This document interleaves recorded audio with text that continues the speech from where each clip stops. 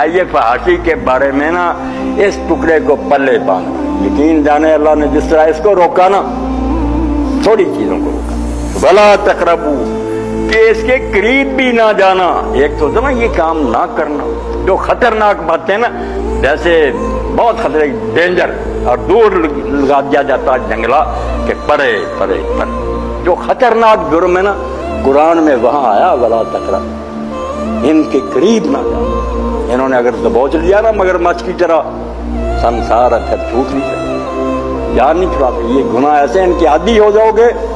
ایمان اور اخلاق تباہ ہو جائے گا، پھر کوئی نبی اور ولی تمہارے لیے ہزار کوشش کرے بچ نہیں سکتا۔ اور اسی لیے سورہ بنی اسرائیل میں کہتا ہے ان فواحش میں سے بے حیائیاں، فوش کو مانا ہوتا بہت زیادہ برا، اس لیے وہ برائی جو علم نشرہ برائی ہے نا، کئی گناہ کو صرف عقل سے سمجھ میں آتے ہیں، ورنہ نہیں کوئی لوگ کہتے ہیں مارا پیچھا ٹھیک ہے یار ظلم ہے، مگر فواحش نہیں ہوتی۔ فواحش وہ برائیاں ہیں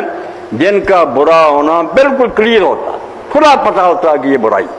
ان چیزوں کو قرآن فواحش کہتا ہے، عربی کے لفظ استعمال کیا۔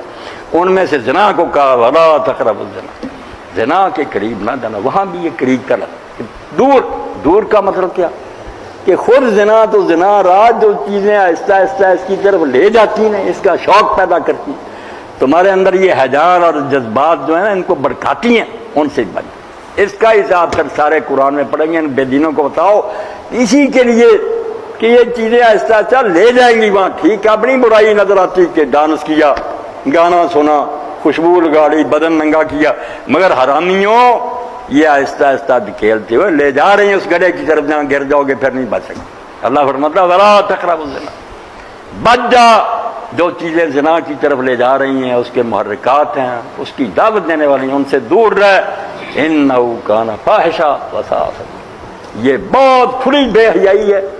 وساء سبیلا، اور بہت برا راستہ اگر کوئی معاشرہ اس پر چل رہا، حرامی بچے پیدا ہوں گے اور ان کو اپنے باپ کا نہیں پتا ہوگا۔ اب یہی ہے یورپ میں، کوئی نہیں ماؤں کے نام پر لکھتے، باپ ہی نہیں پتا، آوارہ، ڈاکو، چور، اور یہ تھوڑی بہت جو خوبیاں نظر آ رہی ہیں یہ ننگے بھی ہو گئے خوبیاں۔ علامہ اقبال کہتا ہے یہ اوریانی سے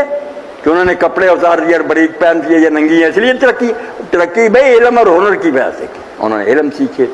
کچھ مہارت فن میں، اس کی برکت سے کہ ابھی تک کیا رہے وہ اس کی ہے، مگر یہ ساتھ خرابیاں جو ہے نا گھن کی طرح لگی ہیں، اسی طرح پہلی امتوں کی طرح جس طرح انہوں نے بڑی ترقیاں کی مگر آخر میں دوسری برائیاں لے ڈوبی۔ اللہ تعالیٰ ہزار ہزار 10,000 ہزار سال مہلت دیتا ہے قوم کو،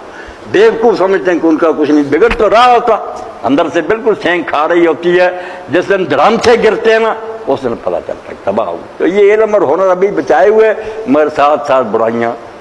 ان کو لے ڈوب رہی۔ ابھی امریکہ کی بات ہے، برطانیہ کی جو برا حال ہے وہاں، اور جتنی بدامنی اور لوگ غیر محفوظ ہے، کوئی بھی نہیں۔